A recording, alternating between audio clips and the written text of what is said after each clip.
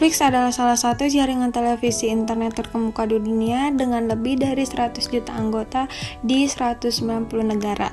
Ini memiliki beragam program orisinal, dokumenter, acara TV, dan film layar lebar pemenang penghargaan. Netflix menawarkan layanan berlangganan kepada penggunanya untuk menonton semua kontennya secara online. Kini, Netflix memproduksi kontennya sendiri dan juga menambahkan konten berkualitas dari produsen lain untuk penggunanya. Ini telah menjadi salah satu portal web streaming video online populer dan berada di 50 situs web teratas pertama secara global. Netflix adalah layanan streaming untuk film dan acara TV. Ini memiliki perpustakaan lebih dari 200.000 judul yang dapat Anda tonton di ponsel, tablet, komputer, atau TV. Anda juga dapat mengunduh acara untuk ditonton secara offline. Netflix menawarkan berbagai paket, termasuk paket dasar mulai dari $7,99 per bulan dan paket premium mulai dari $11,99 per bulan. Proses manajemen perubahan Netflix. Proses manajemen perubahan Netflix adalah model yang dapat diikuti oleh organisasi lain. Perusahaan memiliki tim khusus yang bertanggung jawab mengelola perubahan. Tim ini bekerja sama dengan para teknisi dan manajer produk Netflix untuk memastikan bahwa perubahan dilakukan dengan cara yang terkendali dan aman. Netflix juga telah menerapkan serangkaian mekanisme untuk membantu mencegah dan memitigasi dampak perubahan. Misalnya, semua perubahan dinilai risikonya sebelum diterapkan. Cara Netflix mengelola kekuatan perubahan organisasi. Ada banyak faktor yang mempengaruhi perubahan organisasi. Namun, yang utama adalah dua kekuatan besar dalam perubahan organisasi. Yang pertama ada eksternal, dan yang kedua ada internal. Di antara kekuatan eksternal terdapat perubahan pesat dalam teknologi, globalisasi, media sosial, dan lain-lain. Semua faktor eksternal ini menyebabkan perubahan organisasi di Netflix. Misalnya, ekspektasi dan perilaku masyarakat, suka dan tidak suka dalam menonton konten berubah karena adanya teknologi baru. Alat dan teknik baru juga mempengaruhi bisnis menonton film dan acara TV.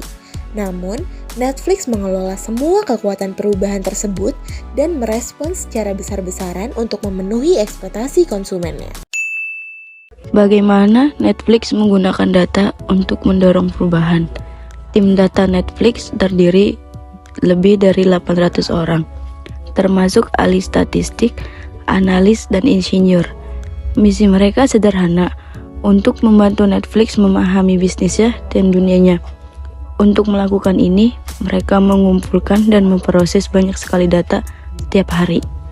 Data ini berasal dari berbagai sumber, termasuk data clickstream, apa yang Anda tonton, dan kapan Anda menontonnya. Survei aktivitas media sosial, riset pihak ketiga, dan banyak lagi. Setelah semua data dikumpulkan, data tersebut diatur dan disimpan dalam gudang data besar, dan disinilah segalanya mulai menjadi sangat menarik. Tim kemudian menggunakan kombinasi analisis kualitatif, melihat makna di balik angka-angka, dan analisis kuantitatif menggunakan model statistik untuk menarik kesimpulan. Untuk mendapatkan wawasan dari data, wawasan ini kemudian digunakan untuk menginformasikan segala hal mulai dari acara baru, lampu hijau, hingga aktor mana yang harus membintangi acara tersebut. Belajar dari perubahan drastis. Untuk mempertahankan kesuksesan bisnis, penting untuk sesekali meninjau metode perusahaan Anda dan membuat perubahan jika diperlukan. Hal ini terutama berlaku di pasar yang selalu berubah saat ini.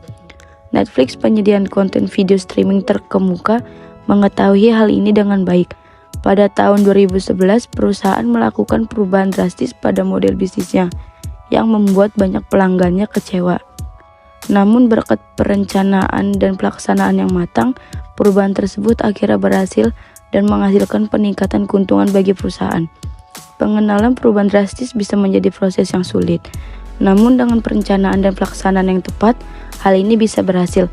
Netflix memberikan contoh bagus tentang cara berhasil menavigasi perubahan besar dengan hati-hati mempertimbangkan kebutuhan pelanggannya dan meluangkan waktu untuk melaksanakan perencanaan yang baik. Perusahaan mampu mengatasi badai dan menjadi lebih kuat dari sebelumnya. Kesimpulan, Netflix adalah contoh bagus manajemen perubahan. Organisasi bisnis dapat belajar dari studi kasus manajemen perubahan Netflix untuk mengikuti perubahan dan tren terkini. Netflix telah berhasil mengelola perubahan dengan menggunakan data untuk mendorong keputusan mereka. Ada banyak pelajaran bagi entitas bisnis lain tentang cara Netflix memanfaatkan sumber daya manusianya dan memahami dengan tepat kebutuhan pelanggan modern. Terakhir, kegagalan manajemen BlackBerry. Fitur BBM atau BlackBerry Messenger mampu memikat hampir semua orang di era tahun 2010-an karena menawarkan sensasi berkomunikasi dengan cara yang praktis, mudah, dan mampu menjadi tren bagi kalangan anak muda saat itu.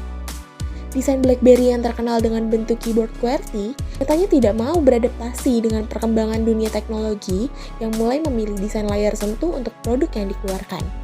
Hasilnya, BlackBerry kalah bersaing dan bisa dibilang terlambat saat akan mulai beradaptasi karena alih-alih meningkatkan kebutuhan pasar. BlackBerry malah mempertahankan apa yang mereka buat tanpa mempertimbangkan hasil akhirnya. Pada awal, aplikasi pesan instan seperti BBM memang tidak semasif saat ini, sehingga BBM pun jadi aplikasi favorit di kalangan pengguna. Kirim dan terima email di perangkat juga mudah berkat adanya layanan push mail di BlackBerry. Bagi yang suka mengganti menggunakan BlackBerry, perangkat ini juga menawarkan keyboard fisik yang nyaman dipakai. Sayangnya, pada tahun 2010, dominasi BlackBerry mulai luntur.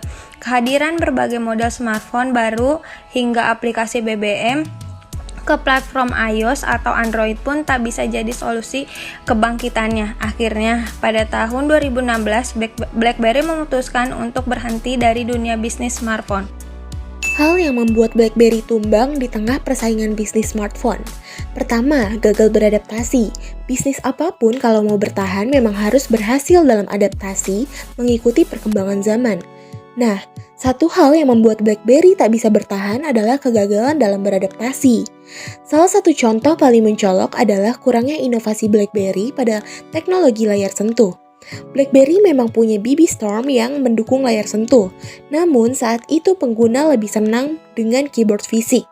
BlackBerry pun keras kepala dan menganggap layar sentuh tidak diperlukan, padahal saat itu perangkat Apple dan Android hadir dengan layar sentuh yang lebih mainstream. Yang kedua, mengabaikan persaingan. Alasan lain yang membuat BlackBerry terperosok ke jurang curam karena perusahaan tidak terlalu memperhatikan berbagai produk lain. BlackBerry terlalu percaya diri, bahkan tidak melihat iPhone sebagai pesaing langsungnya. Keinginan BlackBerry untuk melayani banyak orang dalam konteks sebagai ponsel yang mendukung pekerjaan atau bisnis terlihat jelas dalam desain perangkatnya. Dalam hal ini, BlackBerry menghadirkan pengalaman menanggapi email atau mengirim email dengan cepat, menjawab panggilan, hingga menjelajah ke web, tetapi tidak menghadirkan inovasi lainnya. Di sisi lain, vendor lainnya memandang konsumen yang memakai ponsel untuk sekadar hiburan atau kebutuhan harian adalah target sasaran potensial. Oleh karena itu, perangkat milik pesaing BlackBerry menawarkan kenyamanan dan fleksibilitas. Karena nyaman dan fleksibel ini, konsumen bisnis yang merupakan segmen target BlackBerry juga turut menyukainya.